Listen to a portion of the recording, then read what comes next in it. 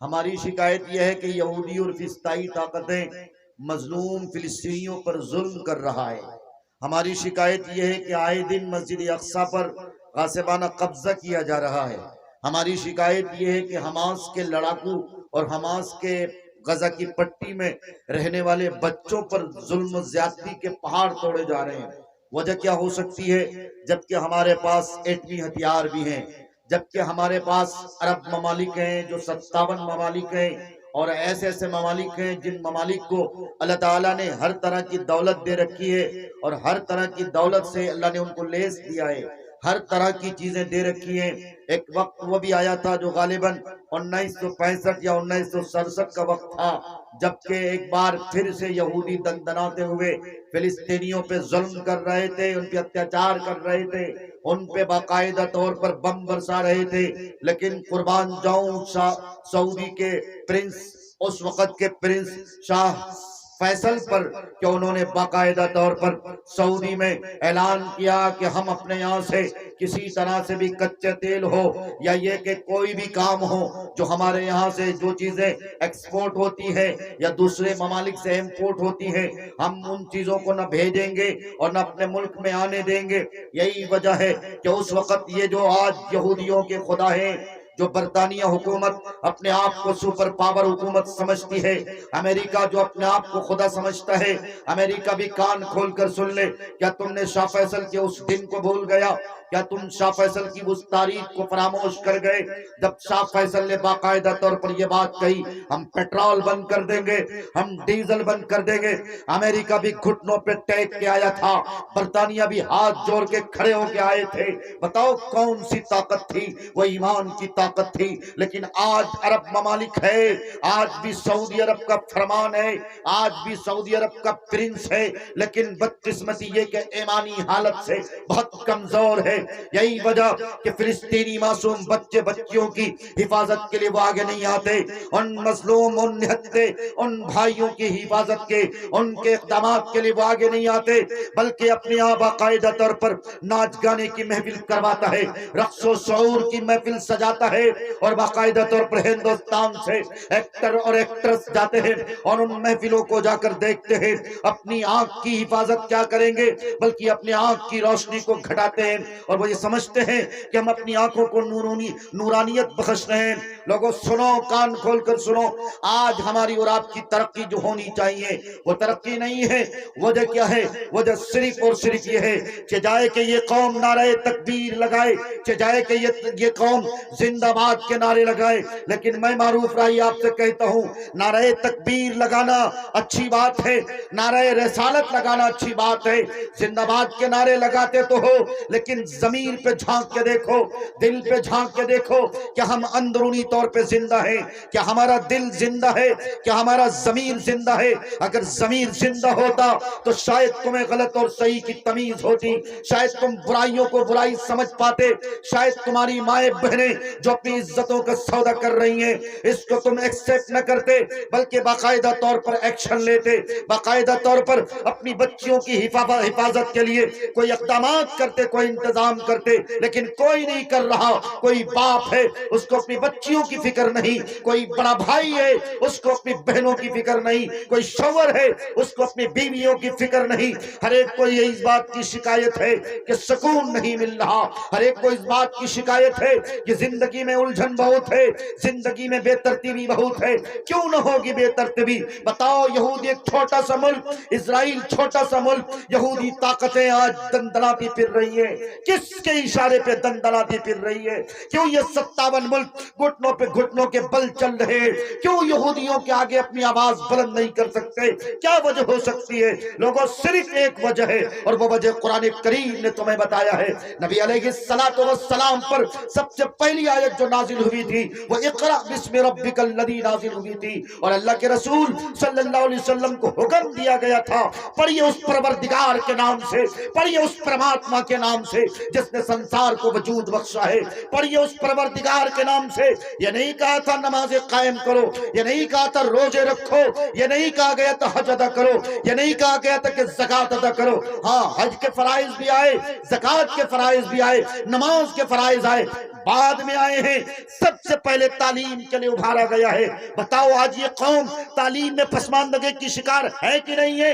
اتنے سارے لوگ ہو، دل پہ ہاتھ رکھ کے بتاؤ، کسی کے داڑھی کے بال سفید ہو چکے ہیں، کوئی نوجوان کریل نوجوان ہے، سیاست کے امام ہو، یہاں سیاست داں حضرات تشریف رکھتے ہیں، لیکن سیاست کی خبر تمہیں معلوم، باپ کے جنازے کے لیے کھڑے ہوتے ہو، بے شرمی کی حالت یہ ہے کہ جنازے کی دعائیں نہیں یاد ہیں، جنازے کی ترتیب نہیں معلوم ہے، نماز کے فرائض کا علم نہیں ہے۔ پھر یہ قوم کیوں کہتی ہے کہ اسرائیل ظلم کر رہا ہے، یہودی ظلم کر رہا ہے؟ ارے کیوں نہیں ظلم کرے گا؟ ابھی تو کچھ نہیں ہوا ہے، وہ دن دور نہیں مسلمانوں کو دوڑا دوڑا کے مارا جائے گا، وہ دن دور نہیں جب طارق بن زیاد کے دور میں اسپین کو اتنا مارا تھا، 8 لاکھ مسلمانوں کو تہہ تہہ کر دیا گیا تھا، ان کے چمڑے کو کاٹ کر، ان کی کھال نوچ کر باقاعدہ طور پر نمک بھرے گئے تھے۔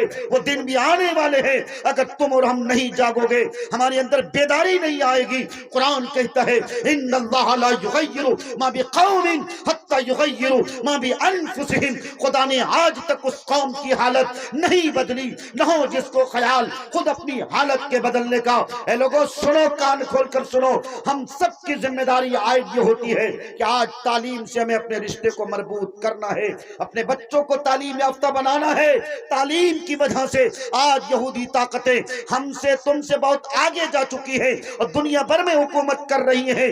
کتنے طرح کے ہتھیار اگر تم دیکھنا چاہتے ہو، ہر کوئی ہتھیار کس سے خرید رہا ہے؟ ٹیکنالوجی میں آگے کون ہے؟ یہودی آگے ہے۔ علامہ اقبال رحمت اللہ علیہ کا ایک واقعہ ہے جو بانگے درا میں اس واقعے کو نقل کیا گیا ہے۔ علامہ اقبال رحمت اللہ علیہ ایک جگہ سے گزر رہے تھے، ایک یہودی کا بچہ عصر کے بعد پڑھ رہا تھا۔ علامہ اقبال رحمت اللہ علیہ نے پوچھا، بیٹے یہ تو عصر کے بعد کا وقت ہے، اس وقت پڑھنا نہیں چاہیے، لیکن تم کیوں پڑھ رہے ہو؟ پتہ ہے تمہیں اس یہودی کے بچے نے کیا جواب دیا تھا؟ اس یہودی کے بچے نے یہی جواب دیا تھا، یہ بات ضرور سمجھ لینی چاہیے اور یہ بات ہم سب کو نقش کر کے جانا چاہیے، اور اپنے بچوں کو کم عمری میں ہوٹلوں میں نہ کھٹاؤ، ہوٹلوں میں برتن صاف نہ کرواؤ، ہریانہ اور لدھیانہ چند ٹکوں کے پیسے کے خاطر، لالچ کے خاطر مت بھیجو، اپنے بچوں کو مسلمان بناؤ، ان کو صحیح طور پر محمد رسول اللہ کا غلام بناؤ۔ یہ جبھی ہوگا جب تعلیم نبوی سے میرا رشتہ جڑے گا، جب میرے بچے کو اس بات کا علم ہوگا کہ بیٹا تو دنیا کا سائنسداں بعد میں ہے، پہلے تو محمد رسول اللہ کا غلام ہے۔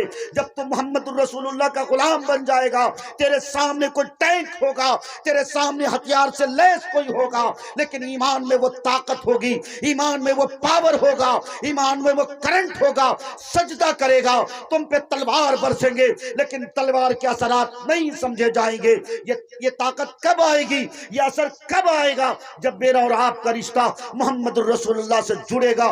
سنو اس یہودی بچے کا جواب سنو، علامہ اقبال رحمت اللہ علیہ نے جب اس بچے سے کہا تو اس بچے نے جواب دیا کہ حضرت یہ بات بالکل صحیح ہے کہ عصر کے بعد کھیل کود میں تھوڑا وقت صرف کیا جانا چاہیے، لیکن مجھے اس بات کا خدشہ ہے، مجھے اس بات کا ڈر ہے کہ میری قوم مٹھی بھر ہے، میری تعداد مختصر سی ہے، اگر میں فجر عصر کے بعد کا وقت بھی کھیل کود میں لگاؤں گا تو میری قوم ترقی نہیں کر پائے گی، میری قوم ٹیکنالوجی میں آگے نہ جا پائے گی۔ علامہ اقبال رحمت اللہ علیہ نے کہا یہ سچی بات ہے، جس قوم کے بچے کی فکر یہ ہو، جس قوم کے بچے کا یہ دھن ہو، بتاؤ وہ قوم آگے نہ بڑھے گی تو تو آگے بڑھے گا، مسلم قوم آگے بڑھے گی۔ آج مسلم قوم کے نوجوانوں کا حال یہ بن چکا ہے کہ رات کے 2-2 بجے تک، رات کے 1-1 بجے تک یہ موبائل کی تلاوت کرتا ہے، یہ واٹس ایپ اور فیس بک میں پتہ نہیں کیسی کیسی گندی گندی چیٹنگ کرتا ہے۔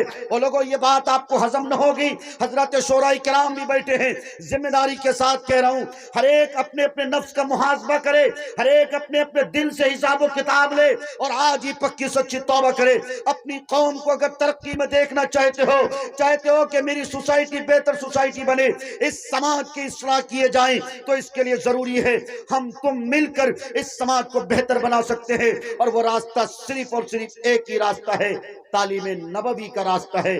اس تعلیم نبوی کے راستے کو آپ سب کو اور ہم سب کو اپنانا پڑے گا۔ ہاتھ اٹھا کے وعدہ کرو انشاءاللہ، کرو گے انشاءاللہ؟ کرتے ہو وعدہ انشاءاللہ؟ آپ سب کو بھی اٹھ کے نہیں جانا ہے، آپ تھک تو نہیں گئے ہو؟ مجھے معلوم ہے جو ڈالڈا گھی کی شکل میں تھا وہ چلا گیا، اب آپ صرف شدھ گھی کی شکل میں بچے ہیں انشاءاللہ۔ ڈالڈا گھی کا کام یہی ہوتا ہے، تھوڑی دیر جمتا وہ چلا جاتا ہے، اور شدھ گھی کا حال یہ ہوتا ہے 1 سال بھی رکھ دو وہ خراب نہیں ہونے والا۔ کھپڑا کے لوگ ویسے ہی ڈالڈا گھی کبھی نہیں ہو سکتے ہیں، ویسے ہی وہ شدھ گھی کے مانند ہیں۔ الحمدللہ میں آپ سے یہ کہنے چلا ہوں، قاری مزمل حیات صاحب ہمارے علاقے میں پہلی بار آئے، میرا خیال ہے اس گاؤں میں، ویسے اس گاؤں میں جلسہ بہت دن کے بعد ہوا ہے، لیکن میرے بھائیوں میرے بزرگوں آپ سب کو جی بھر کے سننا ہے، اور اس کے بعد مفتی سعد النجیب صاحب قاسمی ان کو بھی آپ کو جی بھر کے سننا ہے۔ دعا ہوگی جب اٹھ کے جانا ہے، یہ رات آپ کل تلاش کرو گے آپ کو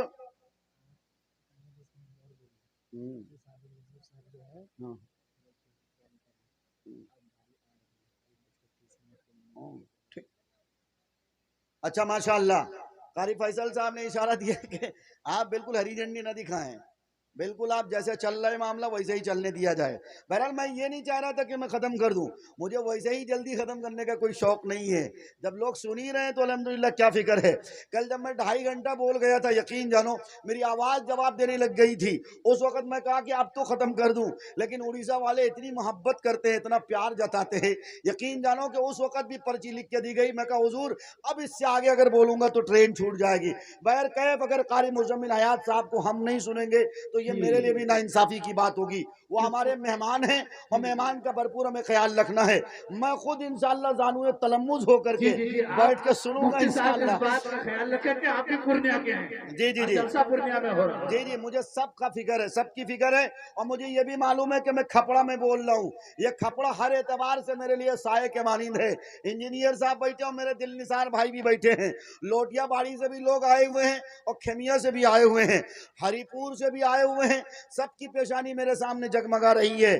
یہ مشترکہ گاؤں کا مجموعے کا نام ہے کھپڑا، یہاں ہر طرح کی رشتہ داری جڑی ہوئی ہے، چاہے جائے کہ یہ گاؤں بیکوارڈ میں شمار ہوتا ہو، لوٹیا باڑی بیکوارڈ میں شمار ہوتا ہو، لیکن لوگوں یاد رکھو جب تک کھپڑے سے کسی کی رشتہ داری نہیں جڑتی ہے۔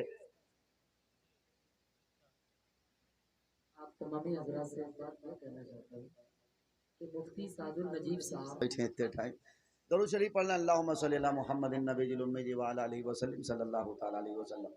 دیکھیں بہرکیف ایک بات یہ سمجھ لینا چاہیے، جو ذمہ داران جلسہ ہوتے ہیں، مولانا آصف ندوی صاحب تشریف رکھتے ہیں، جن لوگوں کی بھی محنت رہی ہے، خصوصاً قاری فیصل رشیدی صاحب گھوم گھوم کر الحمدللہ چندہ کیے ہیں، میں دیکھا ہوں۔ بہرکیف کوئی ان کو کوس نہیں سکتے ہیں، کوئی ان کو کوس نہیں سکتے ہیں۔